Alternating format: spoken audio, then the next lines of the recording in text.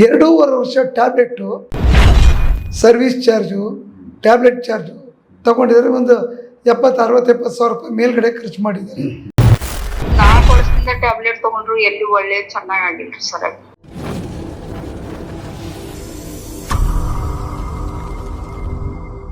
ನಮಸ್ಕಾರ ವೀಕ್ಷಕರೇ. ನಮಸ್ಕಾರ ವೀಕ್ಷಕರಿಗೆ. ಭಗವಾನ್ ಸರ್ ಕಡೆಯಿಂದ ಮತ್ತೊಬ್ಬರು ತುಂಬ ಬೆನಿಫಿಟ್ ಪಡ್ಕೊಂಡವ್ರೆ, ಅವ್ರು ನಮ್ಮ ಜೊತೆ ಮಾತಾಡೋಕೆ ರೆಡಿ ಇದ್ದಾರೆ. ಫಸ್ಟ್ ಮಾತಾಡಿಸ್ತೀನಿ, ಅದಾದಮೇಲೆ ಯಾವ ಥರ ಅದನ್ನ ಕೇಸ್ ಇತ್ತು, ಏನೆಲ್ಲ ತೊಂದರೆ ಇತ್ತು, ಅದನ್ನು ಯಾವ ಥರ ಸರಿ ಮಾಡಿದ್ದಾರೆ ಭಗವಾನ್ ಸರ್ ಮಾತಾಡ್ತಾರೆ. ಸೊ ಲೈನಲ್ಲಿ ಅವರು ಆಲ್ರೆಡಿ ಇದ್ದಾರೆ, ಮಾತಾಡಿಸ್ಬಿಡ್ತೀನಿ. ನಮಸ್ಕಾರ ಮೇಡಮ್. ನಮಸ್ಕಾರ ರೀ. ನಮಸ್ಕಾರ ರೀ. ಆರಾಮಿದ್ದೀರಾ? ಆರಾಮಿದ್ದೇವ್ರಿ ನೋಡ್ರಿ, ಚೆನ್ನಾಗಿದ್ದೇವೆ. ಓಕೆ, ಏನು ತೊಂದರೆ ಇತ್ತು ನಿಮಗೆ? ಎಲ್ಲೆಲ್ಲಿ ಹೋಗಿದ್ದೀರಾ? ಒಂದಷ್ಟು ನಿಮ್ಮ ಅನುಭವ ತಿಳಿಸಿ. ಬೆಂಗಳೂರಲ್ಲಿ ಹೋಗಿದ್ದು ರೀ ಸರ. ನಮ್ಮ ಅಳಿಯ, ನಮ್ಮ ಮಗಳು, ನಮ್ಮ ಚಿಕ್ಕ ಮಗಳನ್ನ ಕರ್ಕೊಂಡು ಹೋಗಿದ್ವಿ ರೀ. ಹೋದ್ರ ಅದು ನಾನು ಪರಿಹಾರ ಮಾಡ್ತೀನಿ ಅಂದವನು ದುಡ್ಡು ತಕೊಂಡು ಏನ್ ಪರಿಹಾರ ಸಿಕ್ಕಿಲ್ಲ ನಮಗ. ಇದನ್ನೂ ಆಗಿಲ್ರಿ, ದುಡ್ಡು ಮಾತ್ರ ಹೋಯ್ತು. ಈಗಿಗೆ ನಮಗ ಚೆನ್ನಾಗೇ ಆಗಿಲ್ಲ. ಮಗಳಿಗೆ ಏನಾಗಿತ್ತು? ಮಗಳಿಗೆ ಸ್ವಲ್ಪ ಅದು ಆತ್ಮ ಇದೆ ಅಂತ ಹೇಳಿದ್ರು ಅವರು. ಹೇಳಿದ್ರು ನಾನ್ ಪರಿಹಾರ ಮಾಡ್ತೇನೆ ಅಂದ್ರು ದುಡ್ಡು ಕೊಟ್ಟವ್ರಿ ನಾವು. ಕೊಟ್ಟಿದ್ರ ಆಮೇಲೆ ಅವ್ರನಿಂದ 2 ಸಲ ಕರ್ಕೊಂಡ್ರಿ ಅಲ್ಲಿಗೆ ಅವ್ರ ಹತ್ರ. ಆಮೇಲೆ ಅದನ್ನು ಮಾಡಿದೀನಿ ಇದನ್ನು ಮಾಡಿದೀನಿ ಅಂತ ಹೇಳಿ ಕಳ್ಸಿದ್ರಿ. ಪರಿಹಾರನೇ ಆಗಿಲ್ಲ. ಪರಿಹಾರ ಆಗಿಲ್ಲ. ಆಮೇಲ್ರಿ ಮತ್ತ ಏನ್ ಮಾಡೋದು ಅಂತ ಹೇಳ್ತಾರ. ಮತ್ತ ಸುಮಾರು ಇದ್ರ ಕಡೆ ನೋಡಿದ್ವಿ ನಾವು, ಅದು ಪರಿಹಾರ ಆಗ್ಲಿಲ್ರಿ. ಎಲ್ಲಿ ಹೋದ್ರೂ ಪರಿಹಾರ ಆಗಿಲ್ರಿ. ಆಮೇಲೆ ಈಗ ಡಿಪ್ರೆಷನ್ ದಾಗ ಹೋಗ್ಯಾಳ ಅಂತ ಹೇಳ್ತಾರ. ಟ್ಯಾಬ್ಲೆಟ್ ಹಾಸ್ಪಿಟಲ್ಗೆ ಹೋದ್ರಿ ಸರ್. ಅಲ್ಲಿ ಹೋದ್ರುನು ಸ್ವಲ್ಪ ದಿನ ಹಿಂಗ ಹಾಕೊಳ್ಳೋದು, ಸ್ವಲ್ಪ ದಿನ ಇದನ್ನ ಮಾಡೋದು. ಆಮೇಲೆ ಅಲ್ಲಿಯೂ ಇಷ್ಟಿಷ್ಟು 4 ವರ್ಷದಿಂದ ಟ್ಯಾಬ್ಲೆಟ್ ತಗೊಂಡ್ರು ಎಲ್ಲಿ ಒಳ್ಳೆ ಚೆನ್ನಾಗಿಲ್ರಿ ಸರ್. 4 ವರ್ಷ ಟ್ಯಾಬ್ಲೆಟ್ ತಗೊಳ್ಳೋಂತ ಕಾಯಿಲೆ ಏನಿತ್ತು ಅವ್ರಿಗೆ? ಕಾಯಿಲೆ ಏನ್ರಿ ಅದು ನಮಗ್ ಗೊತ್ತಾಗಿಲ್ರಿ. ಹಿಂಗಿದ್ದೆ ಅವ್ರನ್ನ ಹೇಳ್ಬೇಕಿಲ್ರಿ ಹಿಂಗ ಅಂತ ಹೇಳ್ತಾರ್ರಿ. ಆಸ್ಪತ್ರೆಗಳೆಲ್ಲ ಏನ್ ಹೇಳಿದ್ರು ಮೇಡಮ್? ಏನ್ ತೊಂದ್ರೆ ಅಂತ ಏನ್ ಹೇಳಿದ್ರ ಅಂತಂದ್ರೆ ರೀ, ಇದು ಡಿಪ್ರೆಷನ್ ಅದು ಇದು ಅಂತ ಹೇಳಿದ್ರಿ. ರೊಕ್ಕ ಜಗ್ಗೋದು.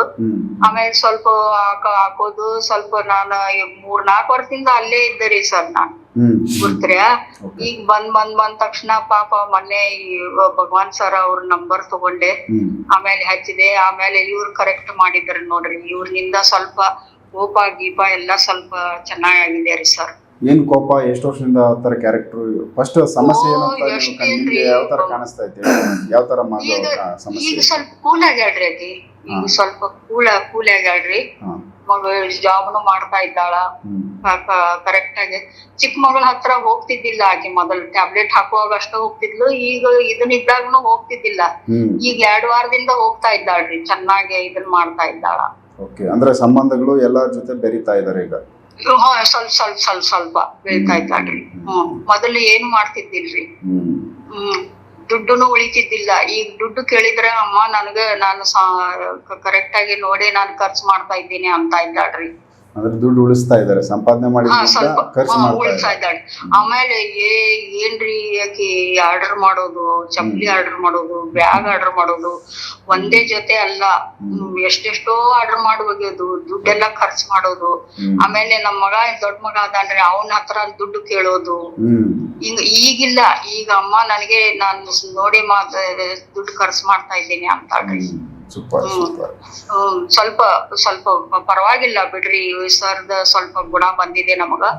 ಮಾತಾಡೋದನು ಮತ್ತು ಫೋಟೋದ್ ಮೇಲೂ ನಮಗ್ ಗುಣ ಬಂದದ್ರಿ. ಮೊದಲು ಅವರು ಕ್ಯಾರೆಕ್ಟರ್ ಹೆಂಗಿತ್ತು? ಯಾವ ತರ? ನೀವು ಈ ತರ ಎಲ್ಲ ಆಸ್ಪತ್ರೆ ಎಲ್ಲ ಕಡೆ ಓಡಾಡ್ತಾ ಇದ್ರಲ್ಲ, ಬರೀ ಕೋಪ ಒಂದೇನಾ? ಇನ್ನೇನ್ ತೊಂದ್ರೆ ಇತ್ತು ಅವರಲ್ಲಿ? ಕೋಪ ಬೈಯೋದ್ರಿ, ಜನರಿಗೆ ಬೈಯೋದು. ಬೇರೆ ಜನರಿಗೆ? ನಿಮ್ ಮನೆಯಲ್ಲಿ ಇಲ್ಲ ಹೊರಗಡೆ? ಇಲ್ಲ ನಮ್ಮ ರಿಲೇಷನ್ ದವ್ರಿಗೆ ಮೋಸ ಮಾಡಿದ್ರು. 2 ಮದ್ವೆ ಆಗಿದೆ ಅಲ್ಲ. ಮದ್ವೆ ಮಾಡ್ಕೊಂಡವ್ರು ಮೋಸ ಮಾಡಿದ್ರು ಹಿಂಗೆ ಅನ್ನೋದ್ರಿ ಬರೀ. 2 ಮದ್ವೆ ಆಗಿದೆ ಅವ್ರಿಗೆ, ಮಗಳಿಗೆ? ಹೌದ್ರಿ, 2 ಮದ್ವೆ ಆಗಿ 2 ಡೈವರ್ಸ್ ಆಗಿದೆ. 2 ಡೈವರ್ಸ್? 2 ಡೈವರ್ಸ್. ಈಗ ತಿರ್ಗಾ ಪ್ರೆಸೆಂಟ್ ಒಂಟಿ ಇದಾರ ಅವರು? ಈಗ ಚೆನ್ನಾಗಿದ್ದಾಳ್ರಿ ಸ್ವಲ್ಪ. ಈಗ ಒಬ್ಬಳೇ ಇದ್ದಾಳ್ರಿ. ಆಕೆ ಹತ್ರ ನಾನು ಹೋಗಿ ಬರ್ತೀನಿ ಅವಾಗ. ಯಾಕೆ ಡೈವರ್ಸ್ ಆಗಕ್ಕೆ ಕಾರಣ ಏನಿತ್ತು ಮೇಡಮ್ ನಿಮ್ಗೆ ಗೊತ್ತಿದ್ದಂಗೆ? ಅಯ್ಯೋ ಏನಿಲ್ರಿ, ಬರೀ ಜಗಳಗಳು. ಅಂದ್ರೆ ಜಗಳ ಆಡೋದಕ್ಕೋಸ್ಕರ ಡೈವರ್ಸ್ ಆಗಿದೆ ಅಂತನಾ? ಹಂಗಲ್ರಿ ಈಗೂ ಅಡ್ಜಸ್ಟ್ ಆಗ್ತಿದ್ದಿಲ್ರಿ ಅಲ್ಲೇ. ಈಕೆದೇ ಫಾಲ್ಟ್ ಇದೆ. ಸ್ವಲ್ಪ ಫಾಲ್ಟ್ ಇದೆ, ಅವ್ರದ್ದು ಸ್ವಲ್ಪ ಫಾಲ್ಟ್ ಇದೆ. ಅಡ್ಜಸ್ಟೇ ಆಗ್ತಿದ್ದಿಲ್ಲ. ಇವೆಲ್ಲ ಇದೆ ಅಲ್ಲ ಮೈಯಲ್ಲಿ, ಹೆಂಗ್ ಅಡ್ಜಸ್ಟ್ ಆಗ್ತಾಳ್ರಿ ಆಕಿ? ಇದಿದ್ದು ಗೊತ್ತಿಲ್ಲ ನಮಗ. ಹ್ಞೂನ್ರಿ. ಓಕೆ, ಸೊ ಒಂದಷ್ಟು ಮಗಳು ಈಗ ಆರಾಮಿದ್ದಾರೆ ನಿಮ್ಮ? ಸ್ವಲ್ಪ ಚೆನ್ನಾಗಿದ್ದಾಳೆ. ಎಷ್ಟು ವರ್ಷದಿಂದ ಇದು? ಎಷ್ಟು ವರ್ಷದಿಂದ? 4 ವರ್ಷದ ಸಮಸ್ಯೆ? 4-5 ವರ್ಷದಿಂದ ಸುಮಾರು ಇದು. ಓಕೆ, ಈಗ ಅದು ಸರಿಯಾಗಿದೆ? ಸರಿಯಾಗಿದೆ. ಓಕೆ, ಒಳ್ಳೇದಾಗ್ಲಿ. ಇದು ಏನ್ ತೊಂದರೆ ಇತ್ತು ಭಗವಾನ್ ಸರ್ ಮಾತಾಡ್ತಾರೆ. ಓಕೆ, ನಮಸ್ಕಾರ. ನಮಸ್ಕಾರ. ಇವ್ರ ತೊಂದರೆ ಡಿಪ್ರೆಷನ್, ಅಂದರೆ ರೂಮಿಂದ ಈಚೆಗೆ ಬರ್ತಾ ಇರಲಿಲ್ಲ, ಬಾಯಿಗೆ ಬಂದಾಗ ಎಲ್ಲರಿಗೂ ಬೈಯೋದು, ಕೋಪ ಜಾಸ್ತಿ, ಕೆಲಸ ಮಾಡಲ್ಲ, ಏನೂ ಇಲ್ಲ, ಯಾರು ನೋಡಿದ್ರು ಆಗಲ್ಲ. ಕೊನೆಗೆ ಇವ್ರಿಗೆ ಈ ತೊಂದರೆ ಭಾಳ ವರ್ಷದಿಂದನೇ ಇದೆ, ಸುಮಾರು 5-6 ವರ್ಷದಿಂದನೇ ಇದೆ ಮೈನಲ್ಲಿ. ಬಟ್ 2 ಮದುವೆ ಡೈವರ್ಸ್. ಅದೇನೇ ಆಶ್ಚರ್ಯ, 2 ಮದುವೆನೂ ಡೈವರ್ಸ್. ಅಂದರೆ ಇವ್ರ ಮೈಂಡು ಕಂಟ್ರೋಲ್ ಇಲ್ಲ. ಇವ್ರೇನು ಮಾಡಿದ್ದಾರೆ, ಎಲ್ಲ ಕಡೆ ದೇವರು ದಿನರು ಯಾರೋ ಮಾಡಿಸ್ಬಿಟ್ಟಿದ್ದಾರೆ, ಪ್ರಯೋಗ ಮಾಡಿದ್ದಾರೆ, ಅದು ಇದು ಅಂತ ಪೂಜೆಗಳು ಮಾಡಿಸಿದ್ದಾರೆ. ಕೊನೆಗೆ ಹಾಸ್ಪಿಟ್ಲ್ಗಳ್ಗೆ ಹೋಗಿದ್ದಾರೆ, ಸ್ಕ್ಯಾನಿಂಗ್ಗಳು ಮಾಡಿದ್ದಾರೆ, ಎಲ್ಲ ಮಾಡಿದ್ದಾರೆ. ಒಬ್ಬರು ಸ್ಪೆಷಲಿಸ್ಟು, ಸೈಕ್ಯಾಟ್ರಿಕ್ ಸ್ಪೆಷಲಿಸ್ಟು, ಅವ್ರ ಹತ್ರ ಹೋಗಿದ್ದಾರೆ. ಅವರು 2.5 ವರ್ಷ ಟ್ಯಾಬ್ಲೆಟ್ ಕೊಟ್ಟಿದ್ದಾರೆ. ಸೊ ಅಂದರೆ ಏನು ಕಾಯಿಲೆ ಕೊಟ್ಟರು ಅನ್ನೋದು ಗೊತ್ತಾಗ್ತದೆ. ನಾನು ಎಲ್ಲೋಗಿದ್ರಿ, ಯಾರ ಹತ್ರ ಹೋಗಿದ್ರಿ ಅಂತ ನಾನು ಕೇಳಕ್ಕೆ ಹೋಗಿಲ್ಲ, ನನಗೆ ಬೇಕಾಗಿದ್ದರ ವಿಷಯ. 2.5 ವರ್ಷ tablet, service charge, tablet charge ತಗೊಂಡಿದ್ದಾರೆ. ಒಂದು 70-60-70 ಸಾವಿರ ರೂಪಾಯಿ ಮೇಲ್ಗಡೆ ಖರ್ಚು ಮಾಡಿದ್ದಾರೆ. 2 ವರ್ಷ ಮನುಷ್ಯ ಟ್ಯಾಬ್ಲೆಟ್ ತಗೊಂಡ್ರೆ ಅವನ ಬಾಡಿಗೆ ಏನಾಗಬೇಕು? ಸೈಡ್ ಎಫೆಕ್ಟ್ ಏನೋ ಒಂದು ಆಗುತ್ತಲ್ಲ. ಆದರೆ ಗುಣ ಅಂತೂ ಇಲ್ಲ, ಗುಣ ಆಗಿಲ್ಲ. ಅವ್ರು ಹೇಳಿದ್ರೆ ಇದು ಆತ್ಮಗಳು ಕಾಟ ಇರ್ಬೋದು, ಆದರೆ ಅದೆಲ್ಲ ತೆಗಿಯೋಕ್ಕಾಗಲ್ಲ, ನೀವು ಈ ಟ್ಯಾಬ್ಲೆಟ್ ತಗೊಳ್ಳಿ. ಆತ್ಮ ಇದೆ, ಅದು ನಿಮ್ಮ ಬಾಡಿಗೆ ಇರ್ಬೋದು, ಆದರೆ ಅದೆಲ್ಲ ತೆಗಿಯೋಕ್ಕಾಗಲ್ಲ ಯಾರ ಕೈಲೂ, ಈ ಟ್ಯಾಬ್ಲೆಟ್ಗಳು ತಗೊಳ್ಳಿ ಅಂತ ಕೊಟ್ಟವ್ರೆ. 2.5 ವರ್ಷ ಆದರೂ ಅವರು 2 ಮದುವೆ ಕಳ್ಕೊಂಡು ಎಲ್ಲ ಎಷ್ಟು ನೋವು ಚಿಕ್ಕ ವಯಸ್ಸಿಗೆ ಅನುಭವಿಸೋರೆ. 33-34 ವರ್ಷ, 2 ಮದುವೆ ಡ್ರೈವರ್ಸ್. ಇದರ ತಾಯಿ ಆದವರು ಎಷ್ಟು ಕಷ್ಟಪಟ್ಟಿರ್ಬೋದು. ಅಲ್ಲ, ಒಂದು ಮದುವೆ ಆಗಿ ಅದನ್ನ ಮೇಂಟೈನ್ ಮಾಡೋದೇ ಕಷ್ಟ ಐತೆ. ಇನ್ನೊಂದು ಮದುವೆ ಮಾಡ್ಕೊಂಡು ಅದು ಹೀಗೆ ಆಯ್ತು ಅಂದ್ರೆ ನೆಕ್ಸ್ಟ್ ಜೀವನ ಏನು ಅಂತ ಕಷ್ಟ. ಆದರೆ ನಾನು ಹೇಳೋದೇನೆಂದರೆ, ಸರ್ ನನಗೆ ಗೊತ್ತಿರೋ ಕೆಲಸ ಮಾಡಬೇಕು, ಗೊತ್ತಿಲ್ಲದೆ ಇರೋ ಕೆಲಸ ಮಾಡಬಾರ್ದು. ಗೊತ್ತಿಲ್ಲದೆ ಇರೋದ್ರೆ ಇನ್ನೊಬ್ಬರಿಗೆ ದಾರಿ ತಪ್ಪಿಸೋ ಕೆಲಸ ಮಾಡಿದ್ರೆ ಅದು ಯಾವ ದೇವ್ರು ಕೂಡ ಕ್ಷಮಿಸಲ್ಲ. ನನ್ನ ಕೈ ತಾಕತ್ತಿದ್ರೆ ನಿಮ್ಮನ್ನು ರೆಡಿ ಮಾಡ್ತೀನಿ ಅನ್ಬೇಕು. ತಾಕತ್ತಿಲ್ಲ ಅಂದಾಗ ನಾವು ಒಪ್ಕೋಬೇಕು, ಬಾಯಿ ಮುಚ್ಕೊಂಡು ಸೈಲೆಂಟಾಗಿ ಒಂದು ಕಡೆ ಕೂತಿರ್ಬೇಕು. ನನಗೆ ಬರಬೇಡಿ, ನಿಮ್ಮನ್ನ ಅಟೆಂಡ್ ಮಾಡೋಕ್ಕೆ ನನ್ನ ಕೈ ತಾಕತ್ತಿಲ್ಲ. ಪ್ರಪಂಚಕ್ಕೆ ನಾನೇನು ದೊಡ್ಡವನಲ್ಲ, ನಮಗೆ ಕಿರೀಟ ಬಿದ್ದೋಗಲ್ಲ. ನಾನೇನೋ ಮಾತಾಡ್ಬಿಟ್ಟಿದ್ದೀನಿ ಅಂದ್ಬಿಟ್ಟು ಅದನ್ನೇ ಫಾಲೋ ಮಾಡಿಕೊಂಡು ಸಾಯೋವರೆಗೂ ಅದನ್ನೇ ಫಾಲೋ ಮಾಡ್ಕೊಂಡು ಹೋಗ್ತೀನಿ, ತಪ್ಪೋದು. ಅದು ಅರಿವಾಗಬೇಕು, ಇದರಲ್ಲಿ ನಂದು ಮಿಸ್ಟೇಕ್ ಐತೆ ಅಂತ ಗೊತ್ತಾದ್ಮೇಲೆ ಅದು ಬಿಟ್ಟು ಇದ್ರಲ್ಲಿ ಸತ್ಯ ಯಾವುದು ಅಂತ ತೋರಿಸ್ಬೇಕು, ಇಲ್ಲ ಅದನ್ನ ಒಪ್ಕೊಬೇಕು. 8 ಜನ ಮಾತಾಡ್ತೀನಿ ಅಂತಾರೆ. ಯಾಕಂದರೆ ಈಗ ಹುಡುಗಿಗೆ ಸೈಕ್ಯಾಟ್ರಿಕ್ ಓಕೆ ಒಪ್ಕೊಂಡೆ, ಸೈಕ್ಯಾಟ್ರಿಕ್ ಒಬ್ಬರು ಟ್ಯಾಬ್ಲೆಟ್ ಕೊಟ್ಟರು, 2.5 ವರ್ಷ ಕೊಟ್ಟಿದ್ದಾರೆ ಸರ್. ಅಕಸ್ಮಾತ್ ಕಿಡ್ನಿ ಎಫೆಕ್ಟ್ ಆಯಿತು, ಇನ್ನೊಂದು ಆಯಿತು, ಹೆಚ್ಚು ಕಮ್ಮಿ, ಅವಾಗ ಏನು ಮಾಡಬೇಕು? ಇನ್ನೂ ತೊಂದರೆ. ಈಗ ನಾನು 2 ವರ್ಷ ವಾಸಿ ಆಗ್ತಿರೋದನ್ನ ಬರೀ 3 ದಿವಸದಲ್ಲಿ ಅವ್ರಿಗೆ ಈಚೆ ಕಡೆ ಕರ್ಕೊಂಬಂದೆ. ಈಗ ಸೂಪರ್ ಆಗಿ ಕೆಲ್ಸಕ್ಕೆ ಸೇರಿಕೊಂಡು ಸಾಫ್ಟ್ವೇರ್ ಇಂಜಿನಿಯರ್ ಕೆಲಸ ಮಾಡ್ತಾವ್ರೆ. ಈಗ ಅವ್ರ ತಾಯಿ ಇಷ್ಟೊತ್ತವರೆಗೂ ಮಾತಾಡಿದ್ರು, ಬೈಯೋದು, ಸಾಲ ಮಾಡೋದು, ರೂಮಲ್ಲಿ ಕೂತಿರೋದು, ಯಾರು ನೋಡಿದ್ರು ಆಗಲ್ಲ, ಜಗಳ ಮಾಡೋದು ಯಾವುದೂ ಇಲ್ಲ. ಶಾಂತಿಯಾಗಿ ಅವ್ರ ತಾಯಿಗೆ ಫೋನ್ ಮಾಡ್ತಾರಂತೆ ಕೂಲಾಗಿ, ನೀನು ಯಾವಾಗ ಬರ್ತೀಯಮ್ಮ ಮನೆಗೆ ಅಂತ ಕೇಳ್ತಾವ್ರಂತೆ. ನಾನು ಅದಕ್ಕೆ ದೇವರು ಬರೆದಿಕ್ಕಿರ್ತಾನೆ ಮಾಡಿ ಇನ್ನೊಂದು ಮದುವೆ ಎಲ್ಲರೂ ಒಳ್ಳೆ ಕಡೆ ಏನೋ ಹೆಚ್ಚು ಕಮ್ಮಿ ಆಗಿರೋರು ಯಾರು ಒಬ್ಬರನ್ನ ಹಿಡಿದು ಮಾಡಿ ಅವ್ರ ಲೈಫ್ ಚೆನ್ನಾಗಿರ್ತಿದ್ದು. ಇವಾಗ ಮೊದಲಾದರೆ ನೆಗೆಟಿವ್ಗಳು ಅವ್ರನ್ನ ಬದುಕೋದಕ್ಕೆ ಬಿಡಲಿಲ್ಲ. ಅದರಲ್ಲಿ 2.5 ವರ್ಷ ಒಂದು ಡಿಪ್ರೆಷನ್ಗೆ ಹೋಗಿದ್ದಾಳಂತ, ರೂಮಿಂದ ಈಚೆ ಬರ್ದಂಗೆ ಈ ಟ್ಯಾಬ್ಲೆಟ್ಗಳು ಕೊಟ್ಟು ಅವ್ರ ಜೀವನನೇ ಹಾಳು ಮಾಡಿದ್ದೀರ. ಯಾಕಂದರೆ ನಾನೇನು ಸ್ಪೆಷಲ್ ಅಂತ ಹೇಳ್ತಿಲ್ಲ, ಕೇಸ್ ಬಂದಾಗ ತಗೊಳ್ತೀರಿ ಅಂದೆ, ಮಾಡಿದೆ, ಪ್ರೂವ್ ಮಾಡಿದ್ದೀನಿ ಸರ್. ಯಾಕಂದ್ರೆ ಇವಾಗ ಚೆನ್ನಾಗಿದ್ದಾಳೆ. ಅವ್ರ ಸ್ವಂತ ತಾಯಿ ಅವ್ರು ಹೆಚ್ಚು ಕಮ್ಮಿ ಒಂದು 600-500 ಚಿಲ್ಲರೆ ಕಿಲೋಮೀಟರ್ ದೂರದ ನಿಮ್ಮ ಹತ್ರ ಮಾತಾಡಿದ್ವಿ. ನನ್ನ ಮೇಲೆ ಎಷ್ಟು ನಂಬಿಕೆಯಿಂದ ಅವರು ನಿಮ್ಮ ಯೂಟ್ಯೂಬ್ ನೋಡಿ ನಿಮ್ಮಲ್ಲೂ ಸುಮಾರು ಜನ ಹತ್ರ ಹೋಗಿದ್ದಾರೆ. ಅವ್ರು ಹೇಳಿದರು, ಅರವಿಂದ್ ಸರ್ ಹತ್ರ ಏನು ಹೇಳ್ಬೇಡಿ ನೋಡಮ್ಮ, ಅವ್ರದ್ದು ಇವ್ರದ್ದು ನಾನು ಮಾತಾಡೋಕೆ ನೀವು ಎಲ್ಲಿ ಹೋಗಿದ್ದೀರಾ, ನಿಮ್ಮ ಮನೆ ನಿಮ್ಮ ಬ್ಯಾಡ್ ಟೈಮ್. ನಿಮಗೆ ದುಡ್ಡು ಕಳ್ಕೊಳ್ಳೋದಿದ್ದಾಗ ನನಗೂ ದುಡ್ಡು ಲಾಸ್ ಆಗ್ತಿದೆ. ಆದರೆ ನಮಗೆ ಅನುಭವ ಆಗಬೇಕಲ್ಲ, ನಮ್ಗೆ ಅನುಭವ ಆಗಬೇಕು. ನಿಮ್ಗೆ ಅನುಭವ ಆಯಿತು, ಲಾಸ್ಟಲ್ಲಿ ಇವ್ರ ಹತ್ರ ಒಂದು ರೌಂಡ್ ಹೋಗೋಣ ಅಂತ ಬಂದ್ರಿ. ನಿಮ್ಮ ಮಗಳನ್ನ 3 ದಿವಸಕ್ಕೆ ನಿಮ್ಮ ಮಗಳನ್ನ ನಿಮಗೆ ನಾನು ಹೇಳಿದೆ, ಮಗು ಜಾಸ್ತಿ ಮಾತಾಡಬೇಡ, ಇವತ್ತು ಬೆಳಗ್ಗೆ ನಿಮ್ಮ ಮಗಳ ಹತ್ರ ಮಾತಾಡಬೇಕಂದೆ. ಮಾತಾಡಿ ಅಂದೆ. ಮಾತಾಡಿದಾಗ ಹುಡುಗಿ ಮಾತಾಡಿ ನೋಡಿ ಅಮ್ಮ ಶಾಕ್, ಫುಲ್ ರ್ಯಾಶಾಗಿ ಮಾತಾಡೋಂಥ ಹುಡುಗಿ ಕೂಲಾಗಿ ನೀನು ನಾಷ್ಟ ಮಾಡ್ದ, ಸ್ನಾನ ಮಾಡ್ದ, ಪೂಜೆ ಮಾಡ್ದ, ಈ ಥರ ಮಾತಾಡ್ತವ್ರೆ ಅಂದರೆ ಅವ್ರು ಇಷ್ಟು ದಿವಸ ಮನಸ್ಸೆಲ್ಲೋಗಿತ್ತು, ಯಾಕಿರಲಿಲ್ಲ, ಜೊತೆಯಲ್ಲೇ ಇದ್ರಲ್ವಾ. ನಾನೇನು ಮಾಡಿರ್ಬೋದು? ನಾನು ಏನೂ ಮಾಡಿಲ್ಲ ಬಿಡಿ ಸರ್, 4 ಗೋಡೆ ಮಧ್ಯೆ ಕೂತ್ಕೊಂಡಿರ್ತೀನಿ, ನಾನು ಏನೋ ಮಾಡಿದೆ ಬಿಡಿ, ನಿಮ್ಗೆ ಹೇಳ್ಬೇಕಾಗಿಲ್ಲ. ಬಟ್ ಆ ಎಮ್ಮನ್ನ ರಿಸಲ್ಟ್ ಕೊಟ್ಟಿದ್ದೀನಿ. ಇವತ್ತು ಕೆಲ್ಸಕ್ಕೆ ಹೋಗ್ತಾವ್ರೆ. ನನಗೆ ಅವರು ಕೋಟಿಗಟ್ಟಲೆ ಕೊಟ್ಟಷ್ಟು ಸಮಾಧಾನ ಇದೆ. ದೇವ್ರು ನನಗೆ ವಿದ್ಯೆ ಕೊಟ್ಟಿದ್ದಕ್ಕೂ ದೇವ್ರನ್ನ ನೆನೆಸ್ಕೋತೀನಿ, ಸಾರ್ಥಕ. ಯಾಕಂದ್ರೆ ನೀವೆಲ್ಲ ಅಷ್ಟು ಸುಲಭ ಅಲ್ಲ. ಸ್ವಾಮೀಜಿಗಳು 190 ಜನ ಅವರೇ ಪ್ರಪಂಚದಲ್ಲಿ. ಅರ್ಥ ಎಲ್ಲಿಂದ ಎಲ್ಲಿಗೋದ್ರು ಸ್ವಾಮೀಜಿಗಳು ಸಿಗ್ತಾರೆ, ಇಲ್ಲ ಅಂತ ನಾನು ಹೇಳಲ್ಲ.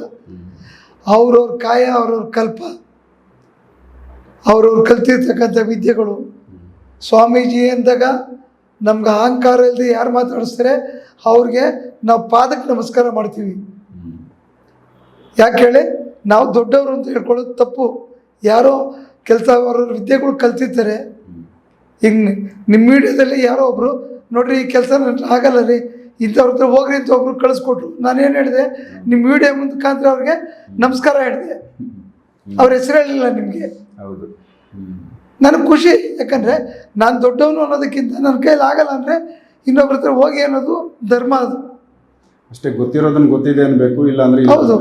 ಎಲ್ಲ ನನಗೆ ಗೊತ್ತೈತೆ ಅಂತ ದುಡ್ಡು ಸಿಗ್ತದೆ ಅಂತ ತಗೊಳ್ಳೋದಲ್ಲ.